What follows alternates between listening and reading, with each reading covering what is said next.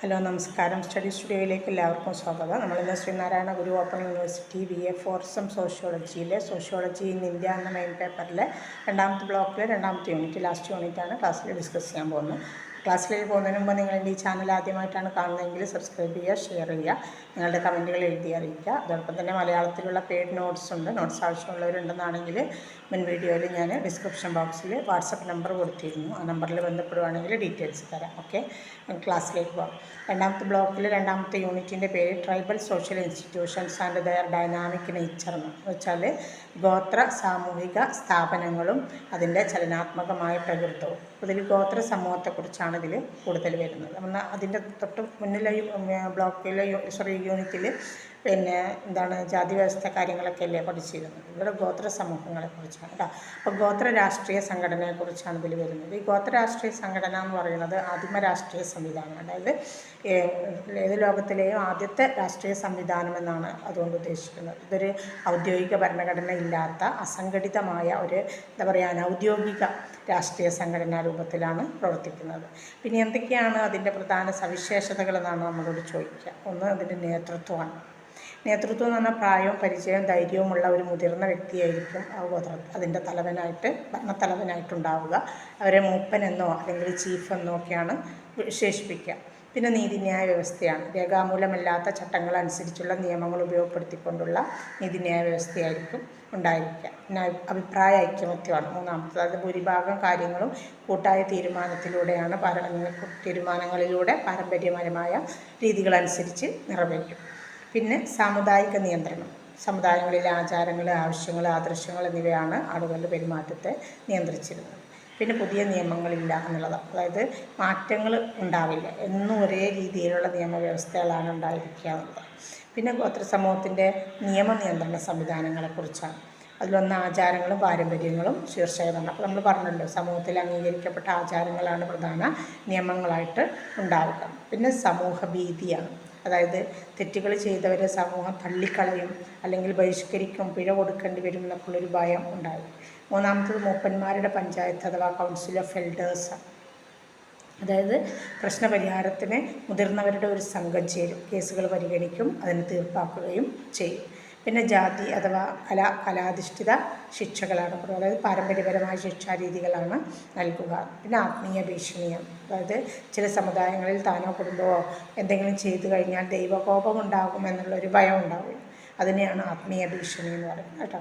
പിന്നെ പ്രാകൃത സാമ്പത്തിക വ്യവസ്ഥകളുടെ തരംതിരിവുകളാണ്. പ്രധാനപ്പെട്ട പ്രാകൃത സാമ്പത്തിക വ്യവസ്ഥകൾ ഏതൊക്കെയാണ് ചോദിക്കുന്നതിന് പകരമാണ് അതിൻ്റെ തരംതിരിവുകൾ ചോദിക്കണം കേട്ടോ. എന്നുവെച്ചാൽ എക്കണോമിക് എക്കണോമിക്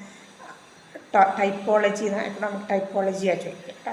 അതിൽ ഒന്നാമത്തത് സ്വയം പര്യാപ്ത സമ്പദ് വ്യവസ്ഥയാണ്, അതായത് എല്ലാം അവർക്ക് ആവശ്യമുള്ളതെല്ലാം അവരുടെ ഗ്രാമങ്ങളിൽ അല്ലെങ്കിൽ പ്രദേശങ്ങളിൽ ഉൽപ്പാദിപ്പിക്കുന്ന രീതി. രണ്ടാമത്തത് കൈമാറ്റ വ്യവസ്ഥയാണ്, ബാർട്ടർ സമ്പ്രദായങ്ങൾ. ഒരു ഉൽപ്പന്നത്തിന് പകരം മറ്റൊരു ഉൽപ്പന്നം കൈമാറുന്ന രീതി, പണമില്ലാത്തതുകൊണ്ട് ഇങ്ങനെ കൈമാറുന്ന ഒരു സമ്പ്രദായം.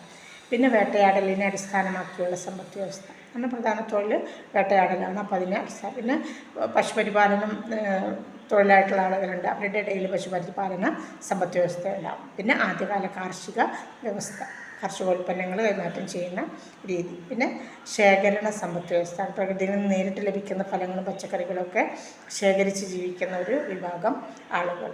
ഇതാണ് ഗോത്ര സമ്പദ് വ്യവസ്ഥയുടെ വിവിധ തരങ്ങൾ. ഇനി ഗോത്ര സമൂഹങ്ങൾക്കിടയിൽ പ്രധാന ബന്ധുത്വത്തെക്കുറിച്ചാണ്. ഒന്ന് പിതൃദാക്രമത്തിലുള്ള ബന്ധമാണ്, അറിയാലോ അല്ലേ, കഴിഞ്ഞ ക്ലാസ്സിൽ പറഞ്ഞതാണ്. എന്താണ് പിതാവിൻ്റെ വംശപാരമ്പര്യയിലൂടെ വംശാവലി നീങ്ങിപ്പോകുന്നതിനെയാണ് പിതൃദായക്രമം. അപ്പോൾ പിന്നെ മറ്റൊന്ന് എന്തായിരിക്കും, മാതൃദായ ക്രമത്തിലുള്ള ബന്ധുത്വമാണ്, മാതാവിൻ്റെ വംശപരമ്പരയിലൂടെ വംശപരമ്പര നീങ്ങുന്നതാണ്. പിന്നെ വിവാഹബന്ധത്തിലൂടെയുള്ള ബന്ധങ്ങളാണുള്ളത്.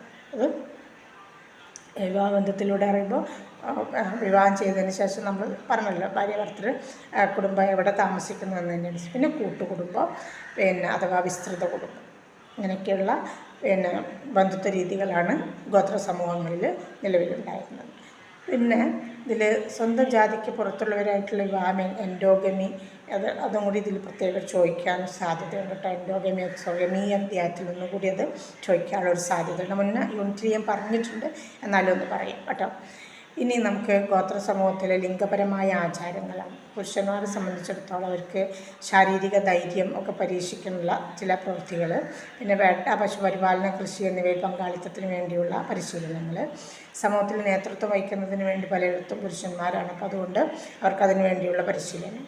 ഇനി സ്ത്രീകളാണെങ്കിലോ, സ്ത്രീകൾക്ക് പ്രത്യേക ആചാരങ്ങൾ എവിടെയാണ്?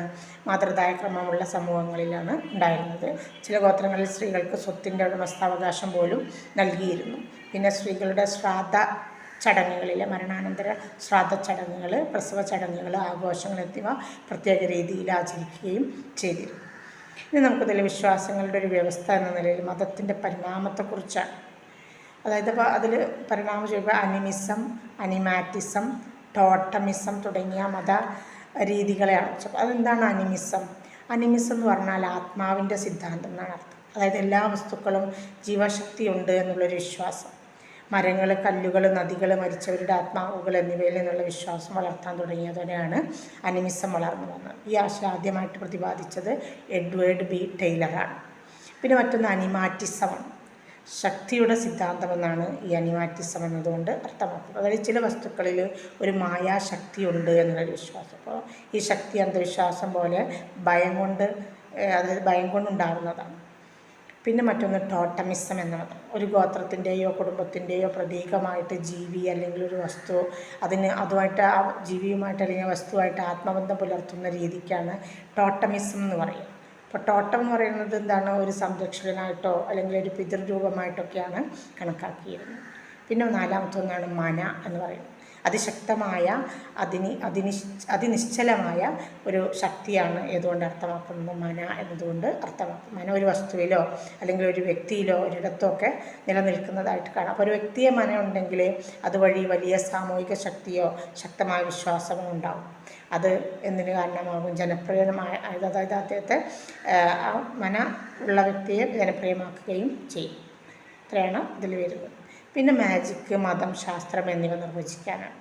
മാജിക്ക് എന്ന് പറഞ്ഞാൽ എന്താ? അതിസ്വാഭാവികമായ എന്തെങ്കിലും സംഭവിക്കാൻ വ്യക്തി ചെയ്യുന്ന ദൃശ്യമോ അദൃശ്യമോ ആയ കാര്യങ്ങളെയാണ് മാജിക്ക് എന്ന് പറയും.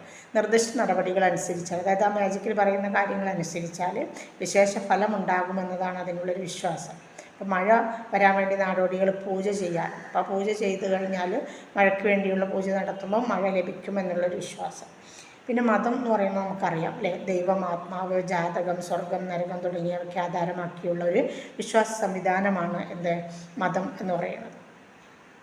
പിന്നെ ശാസ്ത്രമാണ്. അത് നമുക്കറിയണം. നിരീക്ഷണ, പരീക്ഷണ, ലോജിക്ക്, നിരൂപണം എന്നിവ വഴി അറിവ് നേടുന്ന പ്രക്രിയയാണ് അല്ലെങ്കിൽ അങ്ങനെയുള്ളൊരു ക്രമീകരണ വിദ്യയാണ് ശാസ്ത്രം എന്നതുകൊണ്ട് ഉദ്ദേശിക്കുന്നത്.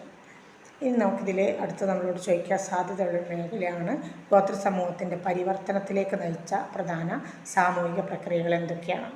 അതിൽ ഒന്നാമത്തത് അക്കൾച്ചറേഷൻ. അത് മാത്രവും ചോദിക്കും. സമാഗമം എന്ന് പറയും കേട്ടോ. അക്കൾച്ചറേഷൻ എന്ന് പറഞ്ഞാൽ രണ്ട് വ്യത്യസ്ത സംസ്കാരങ്ങൾ സമ്പർക്കത്തിൽ വരുമ്പോൾ രണ്ട് സംസ്കാരങ്ങളും മറ്റേ സംസ്കാരത്തിൽ, അതായത് ഒരു സംസ്കാരം മറ്റേ സംസ്കാരത്തിൽ നിന്ന് കാര്യങ്ങളെ ഉൾക്കൊള്ളുകയും അവരുടെ സംസ്കാരത്തിൽ അതിൽ ലയിപ്പിക്കുകയും ചെയ്യുന്ന പ്രവർത്തനമാണ് അക്കൾച്ചറേഷൻ എന്ന് പറയും. രണ്ടാമത്തത് ആധുനീകരണം, മോഡേണൈസേഷൻ അറിയാൽ. മൂന്നാമത്തത് നഗരവൽക്കരണമാണ്. ഗോത്ര സമൂഹങ്ങളിൽ മാറ്റം വരുത്തിയത്.